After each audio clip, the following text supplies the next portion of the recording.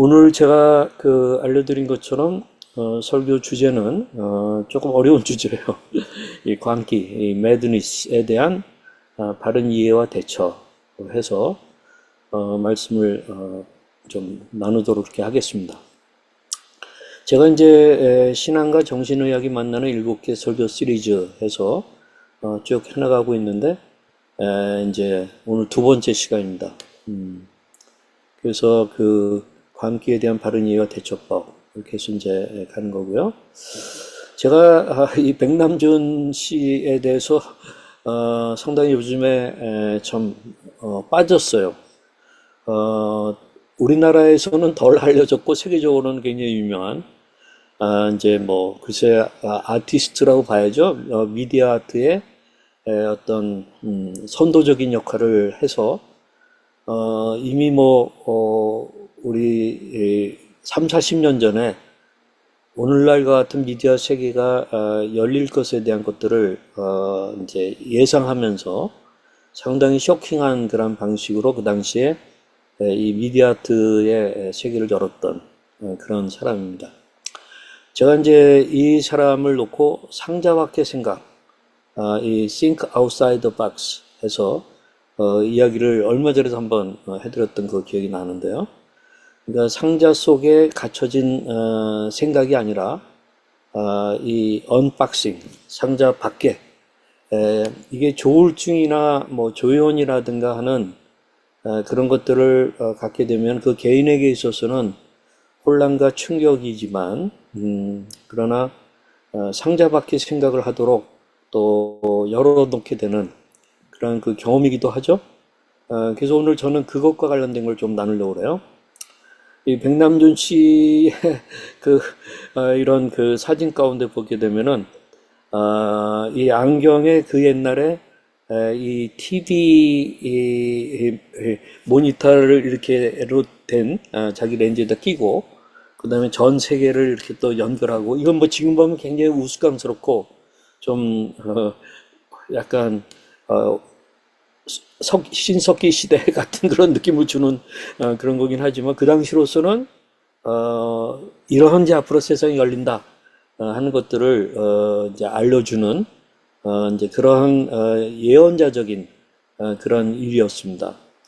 그래서 이 경기도 용인에서 이 백남준 아트 일종의 뮤지엄 이게 만들어져서 제가 이제 얼마 전에 가서 참 좋았어요. 근데 요번에 또 우리 조우가 이사한 곳이 요 근처여가지고 어저께 가지는 못했고 그 근처를 가게 됐는데 아주 생각이 새로워졌습니다. 아주 이 뮤지엄 건물 자체도 굉장히 대단했고 거기 가면 이제 이분의 한 60여 종의 작품들이 전시되어 있는데 하나하나가 굉장히 철학적으로 깊은 사유를 요구하는 이제 그런 것들이었어요. 그런 가운데 이제 여러분도 한번 지금 내년 2월 23일까지 일어나 2024년이야 하고 이것은 조지 오웰의 1984년을 이 기념하면서 굿모닝 오웰 조지 오웰 하면서 이제 조지 오웰이 앞으로 이 빅브라더에 의해서 이 중앙화되고 독재화되는 그러한 이 문화 이것을 예언했는데 이 백남준은 그것은 반쯤만 맞는 것이다 그런 면도 있지만 이 미디어 세계가 열리면서 또 여러 가지 문화에 유익한 그런 일들이 열린다는 것을 아주 파격적으로 이 사람이 보여준 거고 그걸 기념하면서 이제 일어나 2024년이야 거의 40년 만에 여러 사람들이 이런 것도 하고 있습니다. 이건 무슨 약간 외설적인 것처럼 느껴질 수 있는데 여기 보면은 일종의 바디 아트로 백남준과 무어문에 의해 연주되는 존 케이지 작곡인 인간 첼로 그 인간 첼로를 그냥 이렇게 보여주는 거예요. 그래서 이제 2013년에 이게 이제 일어나고 이것도 이제 전시되어 있던데 저로 하여금 많은 생각을 하게 했는데 한마디로 백남준은 미친 사람 뭐 이런 생각이 아마 들 수 있게 하는 그러한 사람이었습니다. 그래서 백남주는 서구의 합리주의, 과학주의, 이성주의가 괴물 같은 나치즘을 낳았다며 서구사의 눈먼 허위의식과 모순을 아주 들통냅니다. 정신과 관념보다는 몸과 일상을 중시하고 야생의 사고와 생명감 넘치는 원시성을 부추겼다. 서구의 이율론적이고 분열적 사고에 동양의 인간, 기계, 자연, 이 천지 있는 하나다. 라는 통합적 사상을 이제 도입하는 시도를 이렇게 한 거죠. 그래서 서구 철학에서 그 패러다임을 바꾼 사람으로는 뭐 막스니, 니체니, 프로이드가 있다면 서구 미술에서는 마네, 피카소, 뒤샹 등이 있는데 백남주는 마저도 뛰어넘었다. 몸과 악기, 시간과 공간, 음악과 미술의 경계를 뛰어넘었다. 그리고 신체 아트로 시작해 매체 아트로 또 위성 아트로 도약하며 인터페이스의 개념을 창시한다. 하면서 이제 백남준에 대해서 이렇게 이제 평가하는데 사실상 우리나라에서는 이분이 좀 아까 얘기했듯이 세계적으로 알려진 것만큼은 알려지지 않았어요. 저는 그야말로 이 사람이 천재라는 그런 생각을 갖게 되는데 그런 어떤 그 천재성에는 이 사람의 어떤 매드니스, 이 광기 그런 것들이 있는 것이 아닌가 하는 생각을 가져요. 그래서 광기에 대한 그 정신의학적인 관점과 문화예술적인 관점을 한번 우리가 잠시 생각해 볼 필요가 있겠는데 정신의학과 의학과 문화에서는 서로 상반된 것처럼 보이지만 사실 상호작용하는 관계입니다. 예술가들은 자신의 정신적인 고통을 예술작품으로 승화시키기도 하고 정신의학은 예술작품을 통해 인간의 정신을 더 깊이 이해하는 데 도움을 받기도 합니다. 그래서 결론적으로 광기는 다양한 측면에서 해석될 수 있는 복잡한 현상인데 정신의학적 관점에서는 치료의 대상이지만 문화예술적 관점에서는 창조성의 원천으로 간주될 수가 있습니다. 이 두 관점을 모두 이해하는 것은 광기에 대한 더 깊은 이해를 돕고 인간의 정신세계를 더 풍부하게 만들어줄 것입니다. 제가 이제 이런 것들을 좀 정리해 보게 되는 데에는 우리 둘째 아들 그레이가 뮤지션이고 이제 아티스트인데 또 제가 볼 때는 뭐 시인 같아요. 요즘에 시를 또 다시 쓰기 시작했다 이제 그러는데 근데 이제 어떤 때는 걔의 시라든가 걔의 예술 세계에 대해서 제가 좀 이 상자 속에 생각을 하다 보니까 그게 잘 이해가 안 가요. 그리고 어떤 때는 또 유치한 거 아니야? 라는 그런 생각도 막 하게 되고 그래요. 근데 이제 제가 이런 그 광기라고 하는 그런 부분에 대해서 이제 좀 생각을 한번 해보고 정리를 해보고 그러면서 조금 더 우리 둘째 아들을 이해하는 뭐 아시겠지만 우리 둘째 아들은 조울병으로 지금까지 13번을 입원했습니다. 굉장히 어떤 황폐해진 그러한 그 젊은 시기를 보내는 정말 가슴 아픈 그런 일이 있거든요. 근데 제가 이제 그런 정신의학적 관점으로 보면은 13번 입원했다 라고 이제 말할 수는 있지만 그러나 문화예술적 관점으로 또 보게 되면은 걔에 대해서 새로운 면들을 좀 느끼게 되고 좀 새롭게 좀 격려도 하고 저 앞으로의 다시 좋은 관계를 부자간에 가져보려고 좀 노력하고 있는 그런 중에 있게 됩니다. 이 광기와 관련해서 굉장히 좋은 연구가 UN, WHO, 세계 보건건강 기구죠. 거기에서 정신장애와 관련해 가지고 이 광기라고 하는 키워드를 가지고 이렇게 이제 분류를 해놓고 해석한 것들을 이제 보여주는데 제가 이게 굉장히 도움이 됐어요. 그래서 아마 여러분들에게도 이게 아마 도움이 될 거라고 생각을 하는데 우리는 광기 그러면은 이 접근 모델이 맨 왼쪽에 있는 의학 관점에서만 이것을 질병으로 해석하는 그런 식으로 생각하는. 그러니까 조울증 걸렸다, 뭐 조현병 걸렸다. 의학 관점에서 보게 되니까 이거는 문제가 많은 거죠. 그래서 이제 우리가 보통 이것을 임상 모델, 그래서 뭐 이 바이오 생의학 모델, 바이오 심리 사회적 모델 잘못 썼네요. 로 이제 이해하게 되는 건데 우리가 이건 이런 의학적 관점에서 요즘에는 이제 사회복지학적 관점으로 장애 관점이로 보면 이거는 질병보다 어떤 손상으로 해석을 해요. 그래서 이제 장애 모델, 일종의 사회적 장애 모델, 그렇게 이제 얘기할 수 있고, 그 다음에 이제 인간 정신의 다양한 모습으로 해석하면, 우리, 예를 들면 이제 제가 백남준 씨 같은 경우에 무슨, 정신질환자 뭐 이 얘기는 아니지만, 그의 어떤 예술생애나, 그의 어떤 그 예술sek이 깊이 들어가 보면 있는 그의 광기, 그런 것들을 다양한 모습으로 우리가 해석하게 되거든요. 그런 점에서는 다양성 모델, 뭐 이렇게 이제 얘기하게 되는데, 중요한 게 이 정체성입니다. 의학 관점에서의 정체성, 정신질환자예요. 이게 이제, 이 의학적인 그런 모델에서 나온 그 하나의 정체성에 대한 규정이기 때문에 당사자도 그렇게 생각할 가능성도 많고, 가족들도 그렇게 생각을 해요. 그러다 보면 이제 또 사회적으로 있는 그런 이 스티그마, 어떤 그런 편견, 그것 때문에 이 정신질환자라고 하는 그런 그 어떤 카테고리 그런 것들이 있잖아요.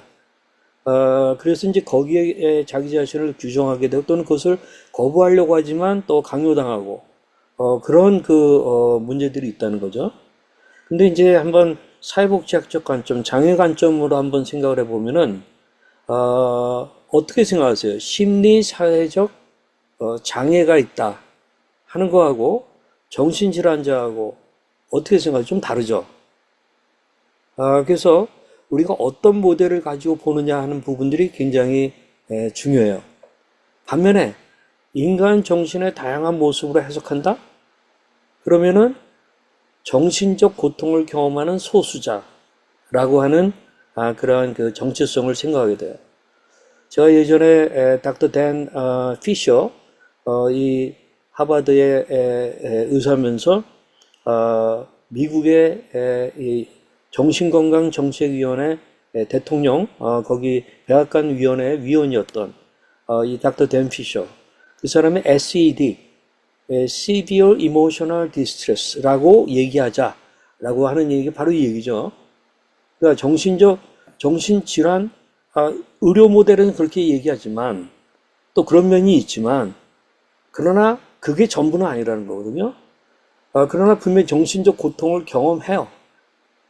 근데 이러한 사람들은 전체적으로 뭐 한 1, 2%라든가 하는 소수자예요. 이 정체성을 이렇게 이해하게 된다고 한다면 우리가 좀 다른 거죠. 문제의 근원은 이게 의학 모델은 당연히 이건 질병이다. 그러나 장애 관점 손상으로 해석하는 것에서는 일종의 정신 질병과 사회적 반응의 결합이다 하는 이 사회의 환경과 사회적인 관계와 반응 이런 것들이 결합돼서 나타나는 그런 거기 때문에 문제를 풀어가는 데 있어서 약만 갖고 되는 건 아니다 하는 관점들이 나오게 되는 거죠. 그러면서 인간 정신의 다양한 모습을 해석하는 다양성 모델에서는 문제의 근원이 좀 사회에 있다라는 거예요. 이 부분에 대해서는 저는 이걸 전적으로 동의는 안 해요. 저 개인적으로는 이 전적으로는 동의는 안 하는데 이제 오늘날 그렇다라는 얘기, 다양성 모델을 가지고 얘기하다면 이거는 사회적 산물이다 라는 것으로만 본다는 그런 얘기예요. 그리고 그럼 치료는 질병이니까 좀 필요하고 적절한 그러한 것들이 있어야 된다 하는 얘기고, 이 의학 관점에서 질병으로 보고 필요하고 적절한 조치를 취하는 것에 필요하지만 충분하지는 않다. 제가 이제 그런 얘기를 많이 했었어요. 이 일종의 사회복지학적 관점 우리가 생각하게 되면은, 아, 정신병원에서의 치료는 필요성은 있어. 그래서 급성기의 증상도 좀 완화시켜주고 조금 더 안정적으로 살아가게 해주고 자해와 어떤 자살의 위험도 막고 그런 것들이 좋아요. 필요해요. 그러나 이 사람이 온전하게 되는 데에는 충분하지는 않는 거예요. 근데 의사들의 경우에는 이 부분에 대해서는 생각을 안 해요. 그 부분을 무시하는 건 아닌데 자기들의 역할이라고 생각은 안 하는 거예요. 그 다음에 이제 다양성 모델에서 보게 되면은 이게 중요한 부분이요. 저는 여기에 상당 부분 동의는 해요. 우리가 치료를 원하는 경우에만 한다. 자기가 원하는 경우에, 원하지 않을 경우는 좀 불가능하다. 그걸 존중해 주는 거예요. 물론 저도 두 아들을 강제로 입원시킨 그런 경험이 있어요. 그리고 지금도 돌아보게 되면은 뭐 그것이 지금 불법화되어 있지만 보게 되면은 뭐 불가피하지 않았나. 그리고 우리 두 아들의 경우는 그걸 가지고 이렇게 이 상처를 계속 얘기하고 그런 건 없어요. 그리고 굉장히 오히려 그럴 수밖에 없었다는 게 동의하고 감사하게 여기고 있어요. 그렇지만 여기 다양성 모델에서는 원하는 경우에만 이 원하지 않을 경우는 불가능하다. 라는 그러한 것을 좀 이야기하는 그런 입장입니다. 이 전문성이라는 또 면에서 보게 되면 의학 관점에서 질병으로 해석하는 거기서는 전문성은 당연히 전문가가 가지죠. 근데 장애 관점에서 손상으로 해석하는 데서는 전문가의 전문성도 중요하지만 당사자의 는 경험 전문가다. 그 극심한 고통과 그런 어떤 회복의 여정 가운데 일어나는 그 경험을 존중해 줘야 된다 하는 면에서 좀 다른 거죠. 그 다음에 이제 다양성 모델에서는 일종의 소비자, 의료 제공자와 이제 소비자 운동으로 가는 중이에요. 이 때문에 당연히 전문성은 소비자가 가진다. 내가 판단한다. 뭐 하는 그러한 식이에요. 여기는 조금 무리함이 좀 있을 수는 있어요. 그 다음에 이제 의학관절 질병 모델을 보면 정신 건강 전문가의 중심적인 역할은 뭡니까? 일종의 증거 기반의 치료를 제공해요. 그래서 약을 먹어서 어떻게 되고 뭐 피검사도 하기도 하고 뭐 여러 가지 이 과학적인 그러한 접근을 많이 시도해요. 그렇기 때문에 굉장히 과학적 근거가 있어요. 또 굉장히 효과가 있어요. 그런가 하면은 장애 관점 손상으로 해석하는 데에서는 좀 건강 전문가들의 중심으로 옹호해주는 그러한 입장으로 약간 더 수평적으로 좀 가는 그러한 거라고 이렇게 보기도 하고, 그 다음에 소비자 행동주의를 지원하는 그것이 다양성 모델이에요. 그러니까 정신 건강 전문가들은 소비자의 행동주의, 그것을 돕는 그러한 쪽으로 가야 된다 하는 그런 얘기고, 정신건강 서비스 이용자의 그 역할로서는 임상 모델에서는 뭐 치료 받아야지 하는 그런 얘기고, 그 다음에 이제 이 장애 관점에서를 보게 되면은 이 상호 의존성을 개발하자, 그 적절한 치료와 자기 관리 기술 개발, 그렇게 얘기할 수 있고, 그다음 다양성 모델에서는 이 정신건강 서비스 이용자의 역할은 자신을 받아들이고 가치 있게 생각하여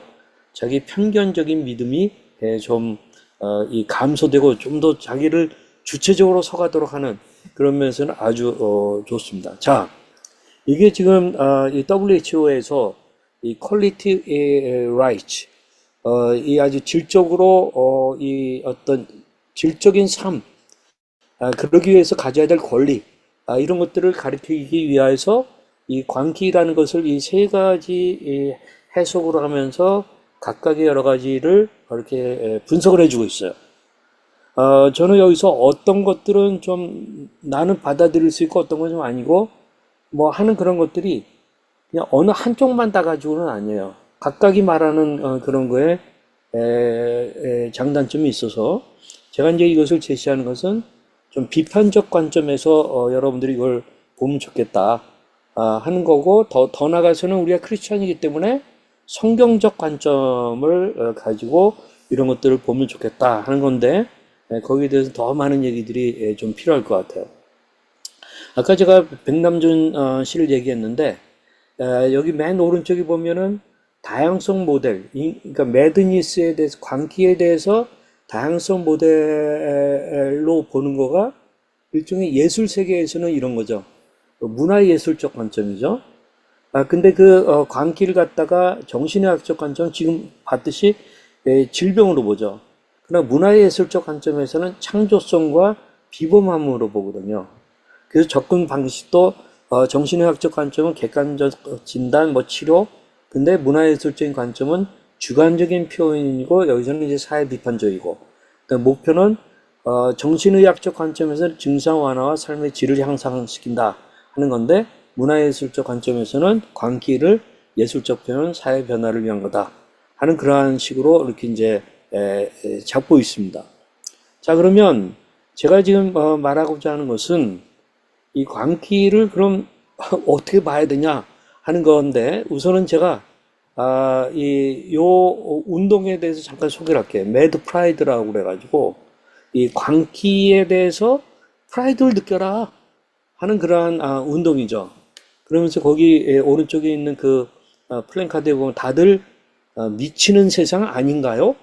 아마 여러분 국회를 보면 아시고 정치인들 보시면 아시겠고 뭐 연예계를 봐도 그렇고 뭐 돌아가는 여러 가지 세상을 보면은 미치는 세상 아닌가요, 사실? 예?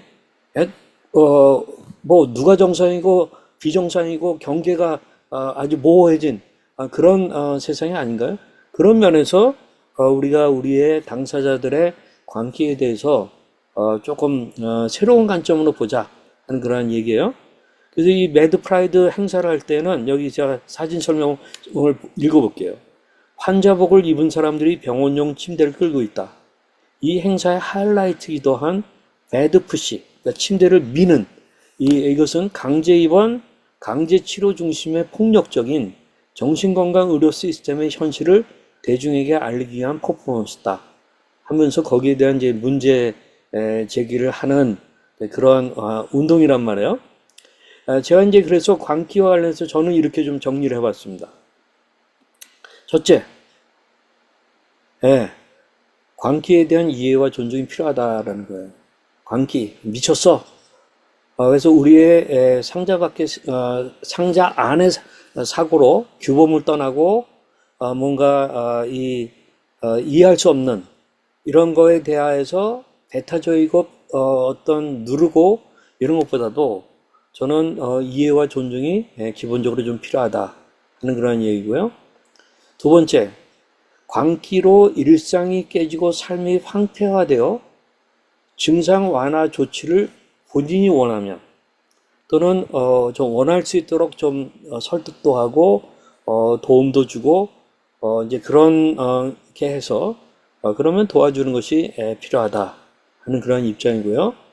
그래서 세 번째, 광기의 증상 완화 조치가 반드시 광기의 창조성 저해가 아닐 수 있다. 예를 들면은 어떤 사람은 나의 창조성을 죽여 약을 먹으면 뭐 이런 식으로 말하는 그런 사람들이 좀 있어요.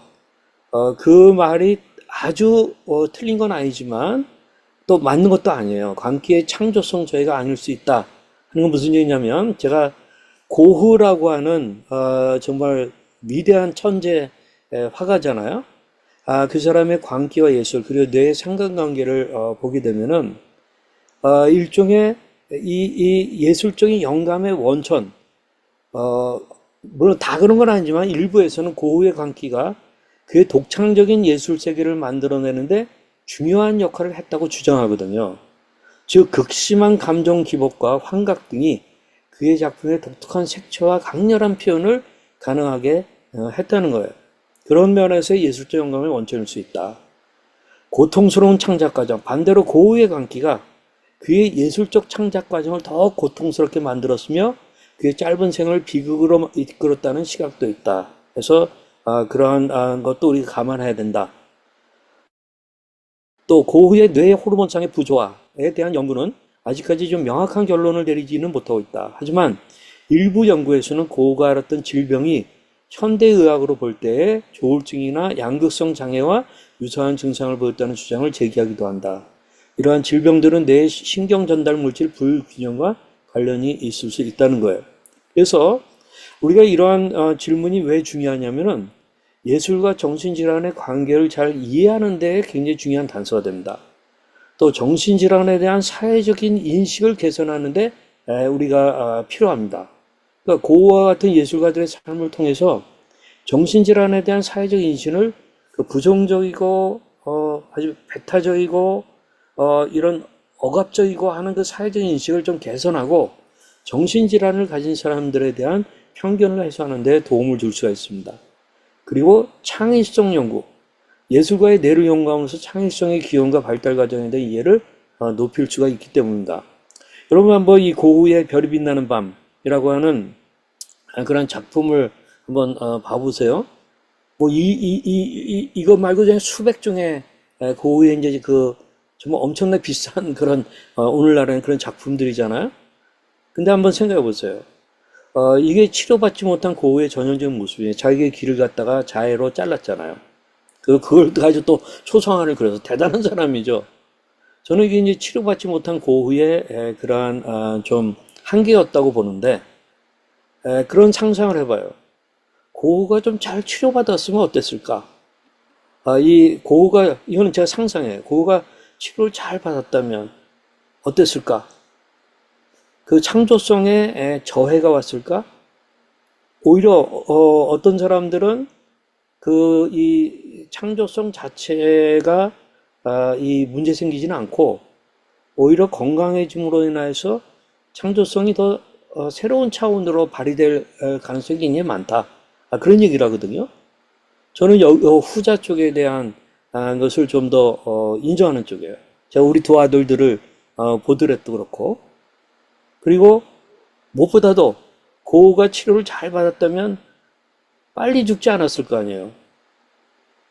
그는 좀 더 오래 살면서 더 예술가로서 작가로서 좋은 그러한 작품들을 더 많이 남기지 않았을까. 그리고 이 사람은 자기 살아있는 동안에는 그 작품 하나가 밖에 못 팔리는 그런 거였지만, 그러나 나중에는 그의 동생의 와이프 제수죠. 제수 씨가 이 고흐의 이것을 잘 해가지고 이제 유명해지고 그 작품이 엄청나게 비싸잖아요. 조금 살아있는 동안에 보상도 좀 받지 않았을까 하면서 좀 많이 좀 아쉬운 거예요. 그래서 제가 이제 이 광기의 증상 완화 조치가 반드시 광기의 창조성 저해가 아닐 수 있다 하는 부분을 좀 얘기하고 싶고요. 그 다음에 마지막으로 네 번째로 광기가 자타의 위험이 있으면 적절한 보호와 제재가 필요하다 하는 그 점이죠.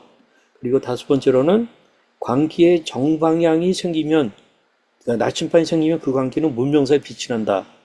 사실 제가 오늘 성경 말씀을 전혀 인용을 안 했는데 오늘의 가장 중요한 텍스트를 제가 이제 마지막에 좀 말씀드리려고 해요. 무슨 얘기냐면 광기의 정방향, 어디가 북쪽인지 하는 그러한 것들을 북극성, 그것을 가리키는 그 나침판이 있으면 그 광기는 그래도 문명사에 더 빛나는 쪽으로 쓰인다 하는 건데요.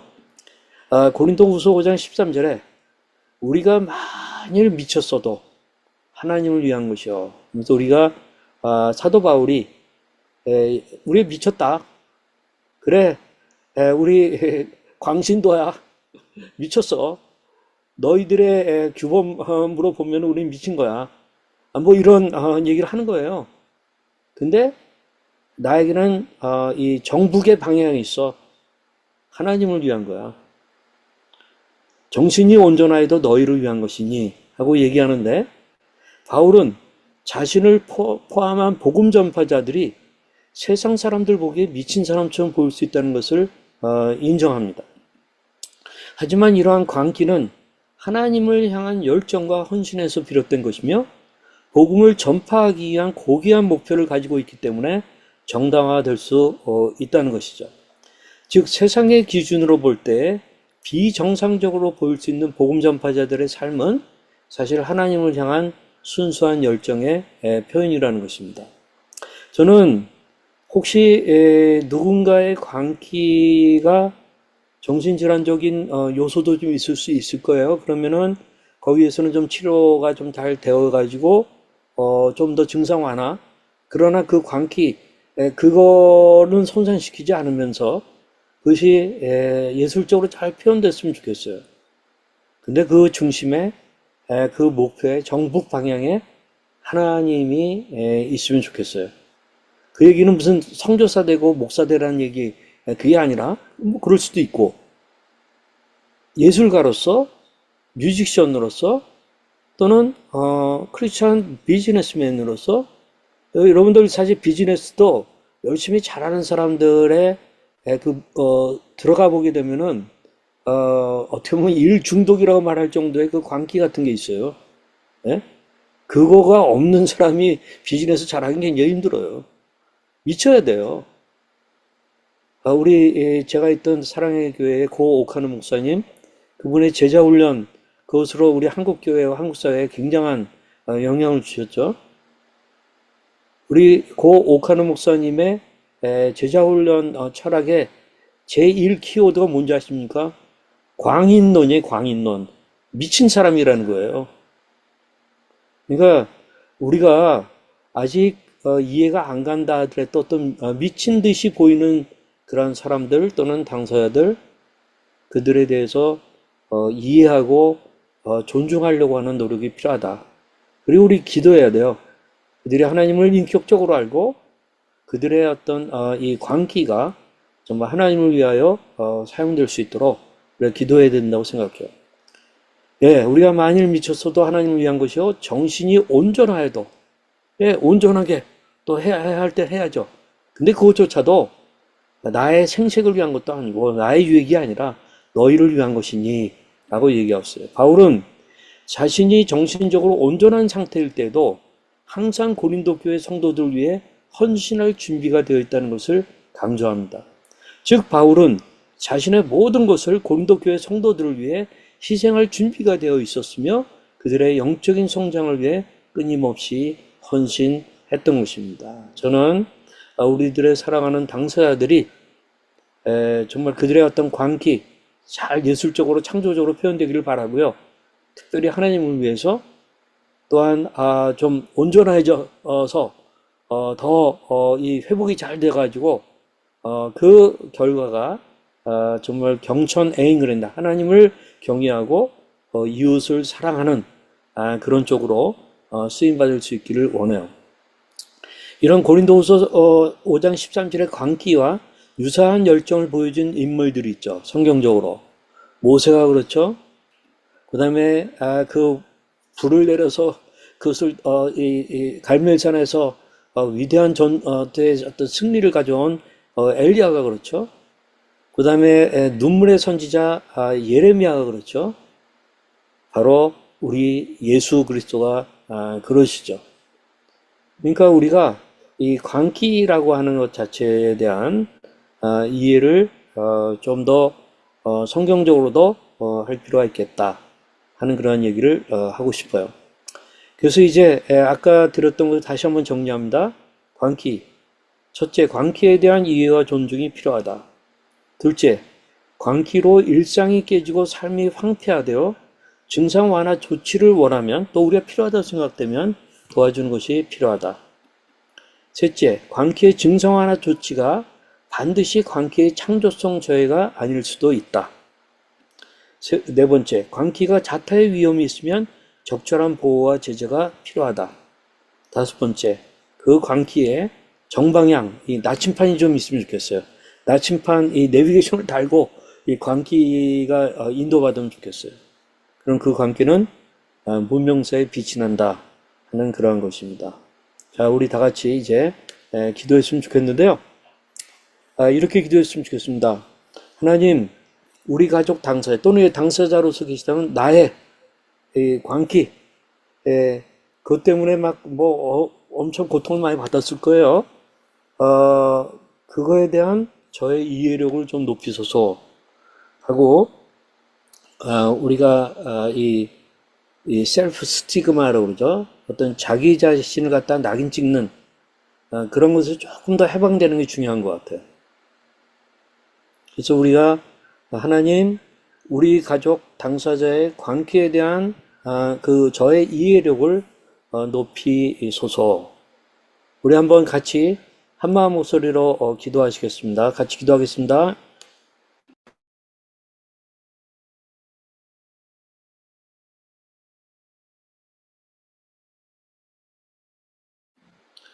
아멘. 우리 또 한번 기도하겠습니다. 하나님, 우리 가족 당사자의 관계로 자타의 위험은 없어지게 하시고 그의 예술성과 창조성이 잘 드러나게 하소서. 예, 그렇습니다. 이 어떤 자타의 위험은 감소되고 최소화되고 없어지고 그의 예술성과 창조성은 아주 최대화되는 그러한 것이 펼쳐지도록 우리 한번 같이 기도했으면 좋겠습니다. 같이 기도하겠습니다.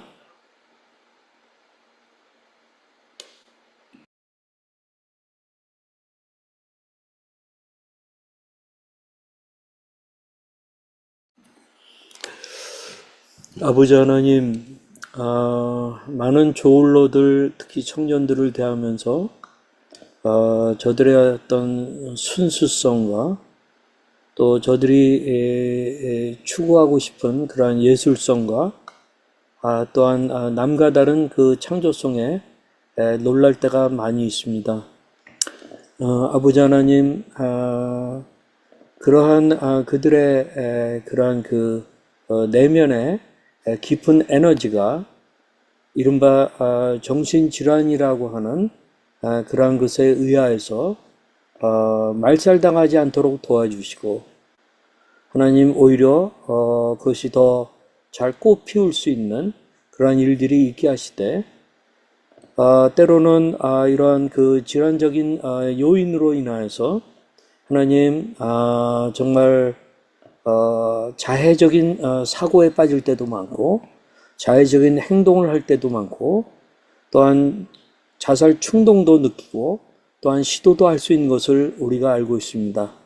아버지 하나님, 그러한 그 영혼들을 우리 하나님께서 감싸 주시고 하나님의 사랑으로 덮어 주시고 하나님 또한 그러한 그 생물학적인 이유로 인한 그러한 그 증상들을 하나님 때로는 좋은 그 약들을 통하여서 전문가의 그러한 어떤 지도와 치료를 통하여서 온전히 회복되는 일들 일어나게 도우시고 하나님 그러한 가운데 하나님 오히려 그들의 창조성, 예술성 정말 남들이 이해하지 못하는 그러한 그들의 어떤 건강한 광기 이러한 것들이 아버지 하나님 정말 온전히 펼쳐질 수 있는 그러한 일들이 일어나도록 인내력도 주시고 그러한 환경도 주시고 그러한 커뮤니티도 주시고 하나님 정말 그리하여서 정말 상처 입은 치유자 정도가 아니라 하나님